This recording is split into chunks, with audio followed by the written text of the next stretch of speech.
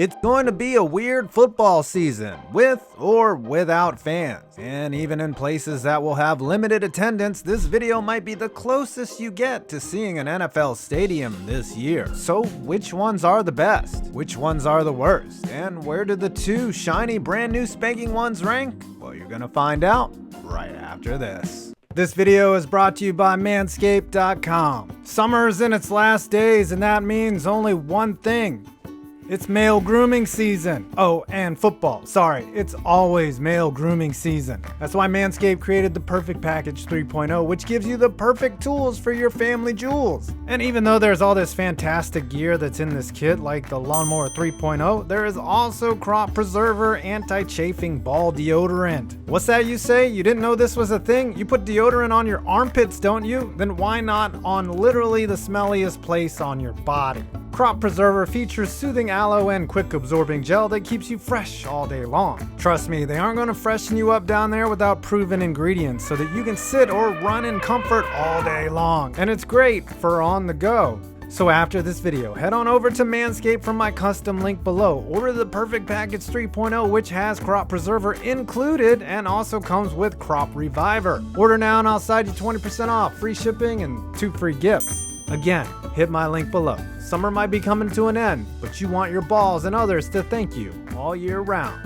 Manscaped.com. Before we get into it, here is the criteria. I scored each stadium on atmosphere, engineering, aesthetics, upkeep aka renovations, and surrounding area. And I have admittedly not been to all of these, so if you are triggered by my ranking, go f yourself. Let's get into it.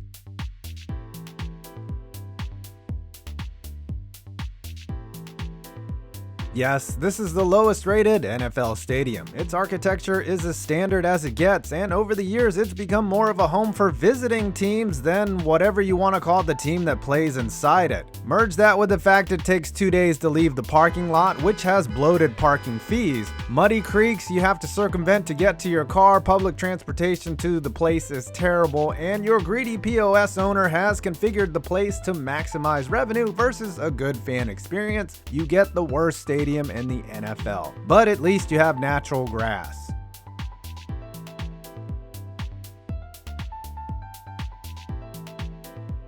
Unfortunately for Bills Stadium, atmosphere was only worth 10 points on my scoring system. Yes, it's been renovated several times, however, let's look at the place objectively. It has an outdated 70s style design, it's located far away from the actual downtown cool areas of Buffalo, and the place is a freezing nightmare, whiter and colder than Luka Doncic in the playoffs. Despite my low rating, this place is probably the most loved stadium by its fan base, but I can't quantify that.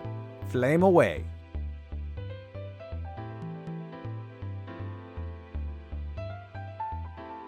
What's this? A recently opened stadium that hosted a Super Bowl in the bottom 3? Sure, Levi's has state-of-the-art technology like its own app and is one of the most green buildings in the NFL. However, it's far away from San Francisco, has had major issues with the playing surface, and is a perfect reflection of the area's wealth gap.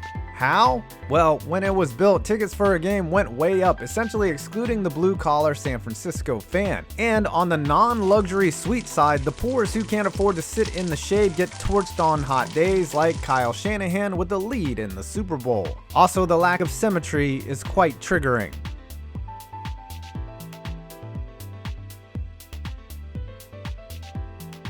Duval. This stadium gets a low rating not for being particularly bad, but it's also not particularly good either. It's hosted 2 Super Bowls, has solid engineering, and there's really nothing terrible or great about it, even with its giant LED board. Its age does hurt it a little bit as it's like a 50-year-old actress, but it's likely to be continually upgraded until it can't be anymore, kind of like a 50-year-old actress.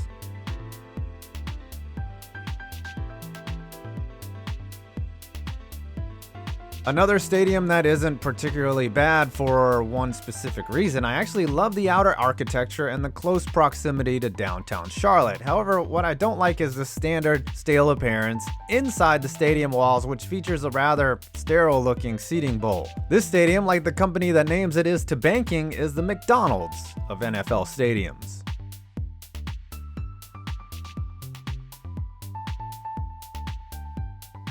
Another monument to pricing out the riffraff. Despite that, the stadium is located just minutes from one of the worst parts of Philly. Now, I will say this, I love the architecture of this place. It's well designed and aesthetically pleasing. It does get knocked for being one of the most unwelcoming places for fans of visiting teams, and other than the parking lot, it's not in an area where you want to hang out all day. I'm positive Eagle fans will accept this low rating with zero backlash.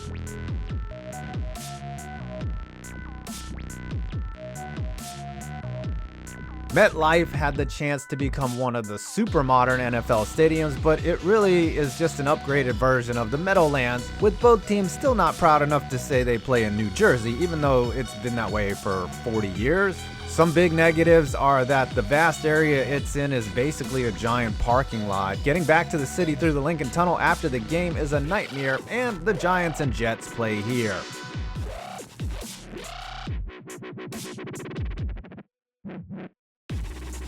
Another not great stadium, but it's solid, and the biggest plus factor is its location close to Baltimore's Inner Harbor, where you can go get crabs of many different varieties. The brick exterior is a nice touch.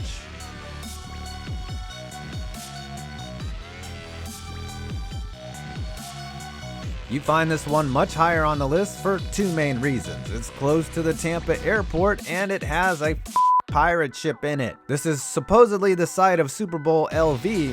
Hopefully that happens.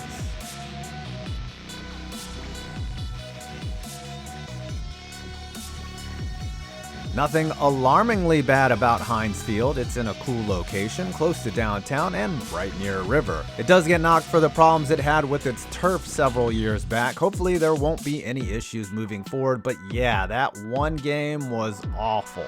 Overall, a solid stadium.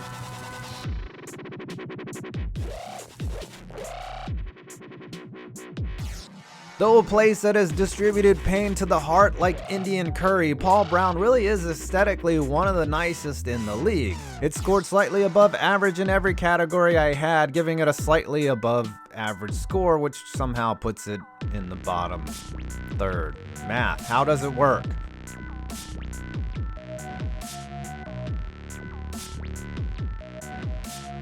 The true factory of sadness. It's hard to believe this place has been in operation for 21 years, not once hosting a playoff game. Oh wait, team success is not a factor in the rankings. Honestly, the stadium itself looks great, close to downtown and all the bars Browns fans need to hit after a game to drink away the pain.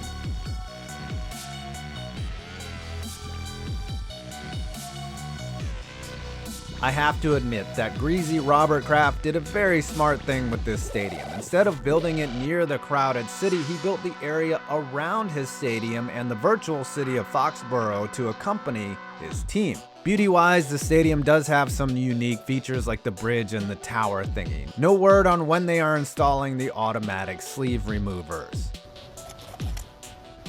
Yeah, now you look better too.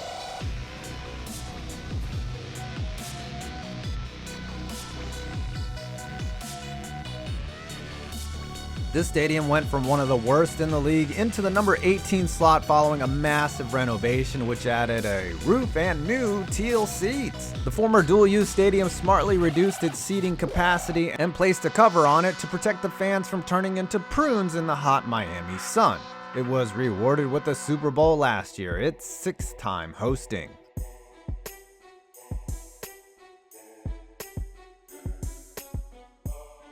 I had to check my math. How did this one get so high on the list? Oh, I gave it credit for its aesthetically pleasing color scheme and being close to downtown Nashville, which has live music and a ton of bars, because alcohol.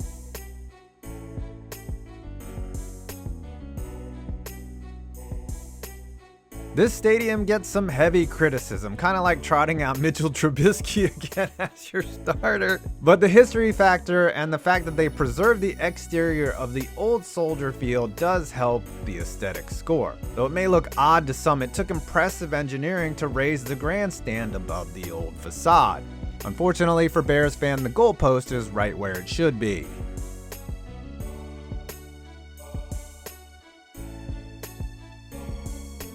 The Super Bowl hostess with the mostest, 7 total, is currently being renovated again, and even though it's 45 years old, will likely be in use for a long time as it's set to host its 8th big game in 2024. Engineering-wise, it's a sturdy structure, but it got high marks from me for being a short Uber from Bourbon Street. Party on.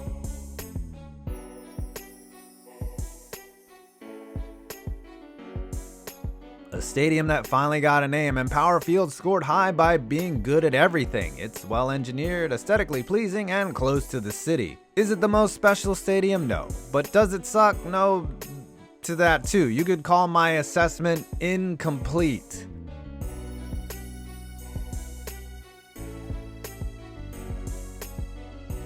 Though Chiefs fans will undoubtedly say that Arrowhead should be higher, remember, this is the 3rd oldest stadium in the league, and though it's a pretty one, things like the smaller Jumbotrons costed a few points. That being said, the atmosphere here is amazing, and the crowd and their noise records speak very loudly for themselves. A great stadium, but there are better ones.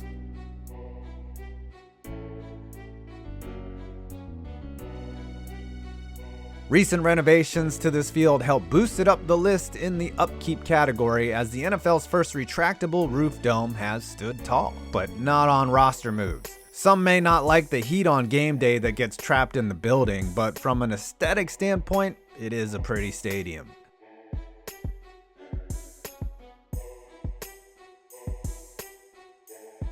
The NFL's oldest stadium breaks the top 10, and purists watching this will argue it needs to be higher. Hear me out. The seating bowl has a low stadium slope, which places the fans farther from the action, and guess what? They are sitting on bleachers, so bring your own ass warmer. On the plus side, the place is full of tradition, and it has been recently remodeled. It's a cathedral of football. But from an objective standpoint, putting it any higher on this list would be cheesy.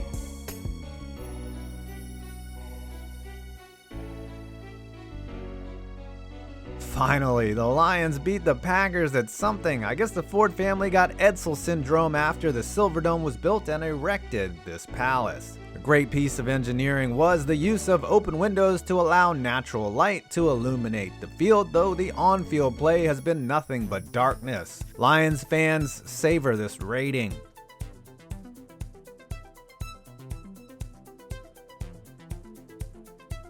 Grass? Indoors? But how? A lot of rollers and smart engineering is how. What's even more impressive about this is the fact that it can grow grass in the desert at all.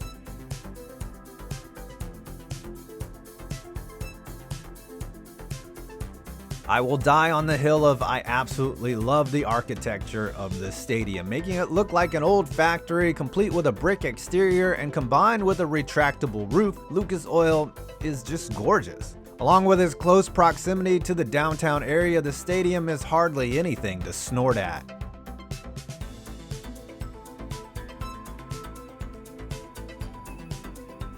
This stadium gets extra points for being clever for engineering a home field advantage into the actual design, which allows the roof to funnel noise down to the playing surface. The surrounding area is close to downtown. Doesn't look like there's much parking, but I'm sure everyone here takes their bikes to the games anyways. Also, the seating capacity is exactly 69,000.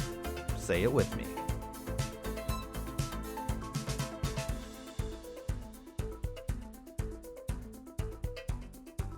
How is the $5 billion monument to Stan Kroenke's hairpiece and Dean Spano's greed not the #1 stadium? Well, despite it being a house of pure opulence, the biggest negative for the site is atmosphere and surrounding areas, especially when it comes to apathetic fans who, even if they were allowed to come this year, would only be coming to network, check out the new digs, or Chargers fans not showing up at all. Still, an amazing stadium though.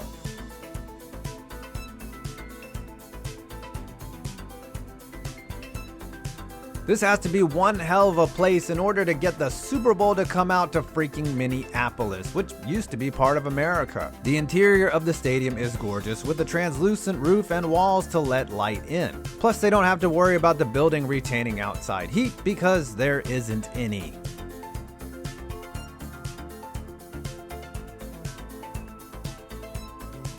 This dome truly stretches the limits of modern engineering, both inside and out. The butthole roof, the circular video board, and to top it off, the reasonable food prices make this an absolutely top-tier venue for the NFL, and it will be for years to come, unless it blows its huge lead.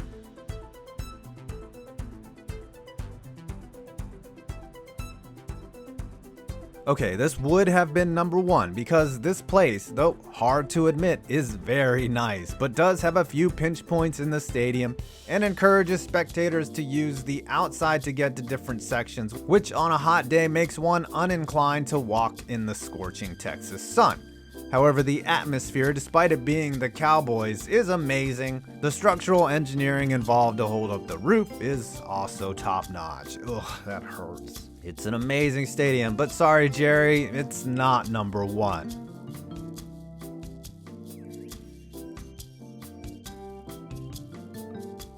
Yes, right into the top slot. I have been salivating over this stadium ever since I saw the first rendering. It has it all, a large translucent roof and movable side windows, an all-natural grass field, and it's in freaking Vegas. You can't really beat that as far as an outside environment.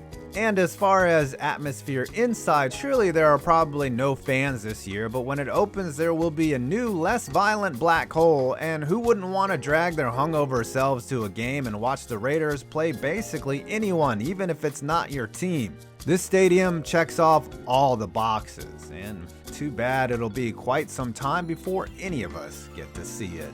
Well, I hope you enjoyed this video. Please leave a like, comment, and subscribe, and don't forget to check out our sponsor, Manscaped, from the link below. I'm 5 Points Vids, and you made it to my next video.